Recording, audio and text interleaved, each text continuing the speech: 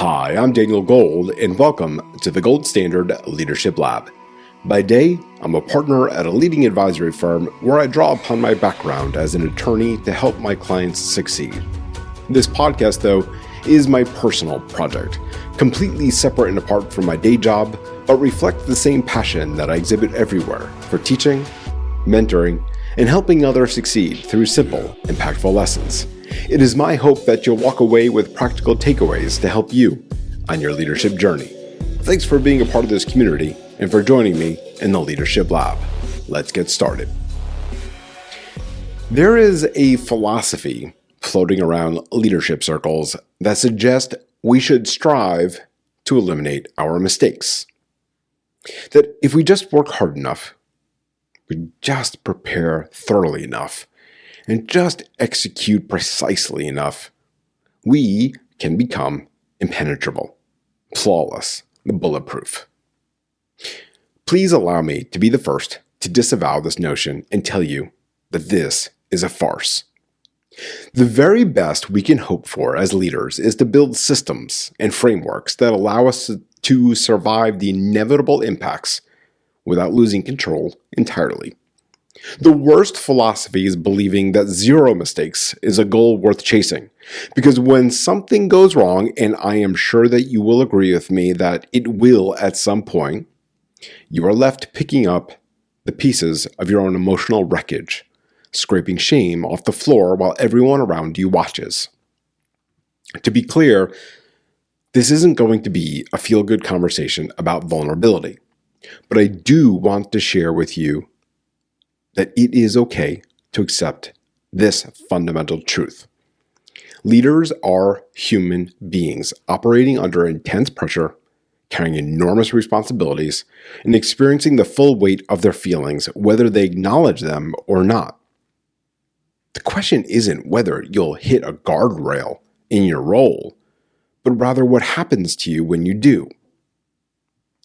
I'd like you to picture yourself driving up a mountain for me. The mountain represents your career. The road getting up there to the top, it is narrow, the turns are sharp, and the higher you climb in your career, the steeper the drop becomes. At altitude, you can't afford to be paralyzed by perfectionism because hesitation itself becomes dangerous. You have to keep moving, keep making decisions, and keep driving.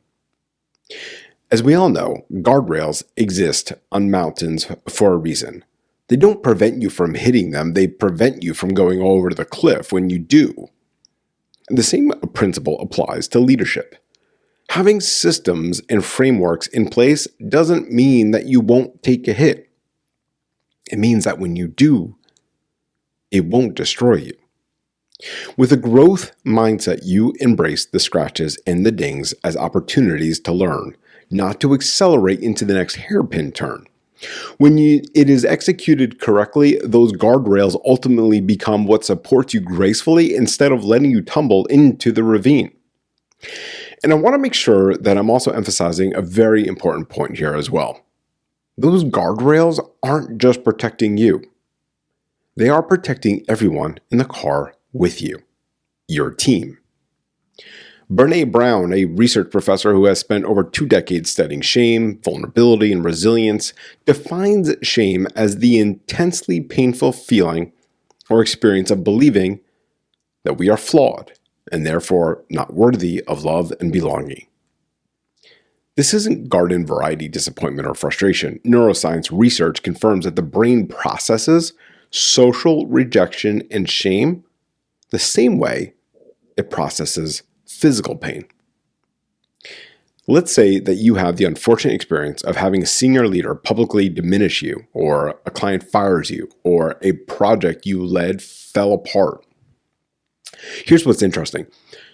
Our brains work that feeling of disappointment you have when your brain responds to having been physically injured. Let me say that again. Our brain works in a way that when a client gets rid of us, or a project fell apart, or a senior leader disparages us, the brain operates in a way in that as if you were physically injured. Brown draws a very critical distinction that every leader needs to understand. Shame says, I am bad, while guilt says, I did something bad. Guilt focuses in on behavior, while shame attacks identity. And the data on the outcomes is striking. Shame is highly correlated with addiction, depression, aggression, and withdrawal. Guilt, on the other hand, is inversely correlated with those outcomes. Guilt is adaptive because it allows you to course correct, but shame is destructive because it makes you question your fundamental worth as a person.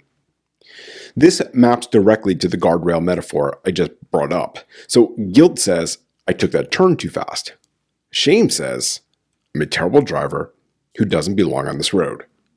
One response lets you adjust and keep climbing. The other sends you spiraling toward the edge. Let's go over the specific scenarios I noted a moment ago to see where this shows up. So, number one, the patronizing senior leader. Now, you may have likely experienced this at some point in your career, regardless of your role. I know I have. There is someone who is above you, perhaps insecure about their own position, and so they speak to you in a demeaning way, designed intentionally to put you down so that they can feel elevated. They're bullies. It's also what I call weaponized shame. The attack is very intentional, and it's meant to make you question your competence, your belonging, and your right to be at the table. Maybe the insulting remarks came from your direct boss, who delivered feedback or outright criticism in a way that landed as an indictment of your worth rather than your work. Even when the feedback contains legitimate points, the delivery triggers a shame response that makes it nearly impossible to process constructively. Research on workplace dynamics confirms that when people in leadership criticize others in front of coworkers or show favoritism while belittling others, shame has infiltrated the work environment. Okay, let's talk about number two, the client loss. A relationship you've built ends. Maybe the project went sideways, maybe factors outside of your control shifted priorities. And then there's that shame voice that whispers, you weren't good enough to hold this account. Who do you think you are? Number three, the project failure. So something you led didn't deliver the expected results. Now, without guardrails, the internal narrative shifts from this project failed to I am a failure. And that distinction matters enormously. In each of those scenarios I just brought up, the immediate emotional response is real, and it's okay to feel the feels. Really, it is. We are human beings. The goal isn't to become emotionless or to pretend the hit didn't land. The goal is to have systems in place that prevent the spiral. So how do you know whether what you felt was shame or guilt? So Brown's research identified 4 elements that distinguish people who move through shame from those who get stuck in it. Number 1 is recognize the trigger. So shame has physical markers. Your face flushes, your stomach drops, your vision narrows, time seems to slow down or speed up. Learn your body's signals so you can identify what's happening before the spiral gains momentum. The moment that you can say to yourself, this is shame, you've already begun to regain control. Number 2, practice critical awareness. Reality check the messages driving your response.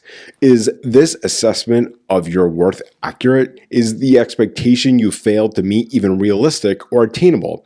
And when a senior leader diminishes you to manage their own insecurities, that says nothing about your competence.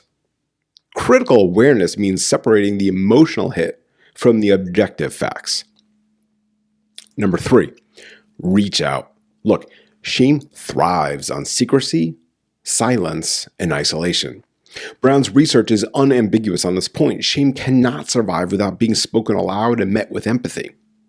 This doesn't mean broadcasting your struggles to everyone. It means having people in your life who have earned the right to hear your story. When you reach out and receive empathy instead of judgment, the shame loses its power.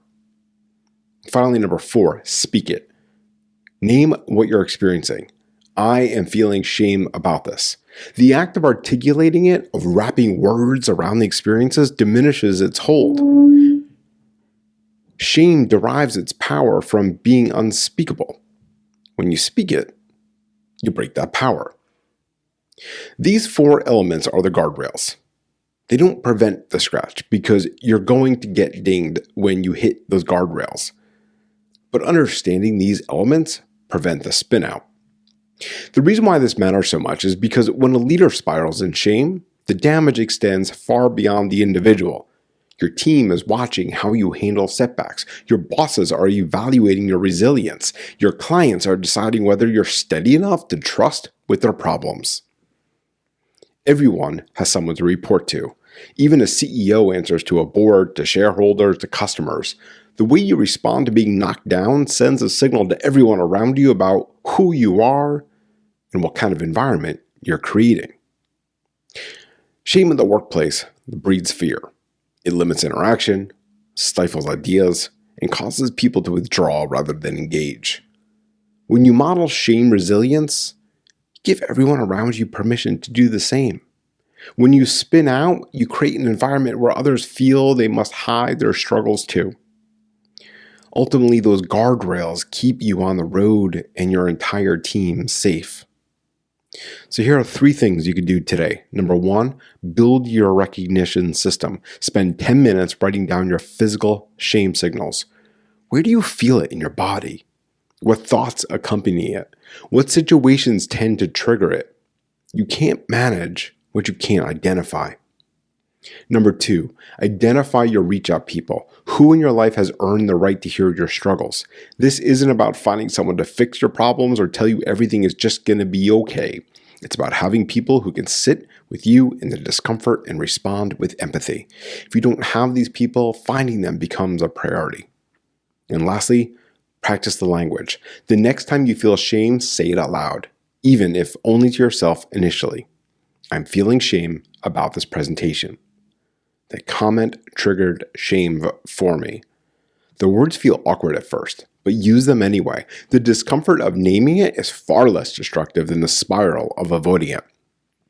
Look, that hairpin turns. They're coming. The pressure isn't going to decrease. The responsibilities will likely increase, and you will, at some point, as I have, hit the guardrails. You build your systems before you need them. Recognize your triggers. Question the narrative shame tries to sell you. Cultivate relationships where you can speak honestly. And when the impact comes, feel what you feel. Then correct course, and you keep climbing up that mountain. That is what keeps you and everyone counting on you from going off the cliff. And remember, leadership is not about perfection. It is about progress. Take this lesson, put it into action, and continue setting the gold standard in your own life and at work. See you all next time.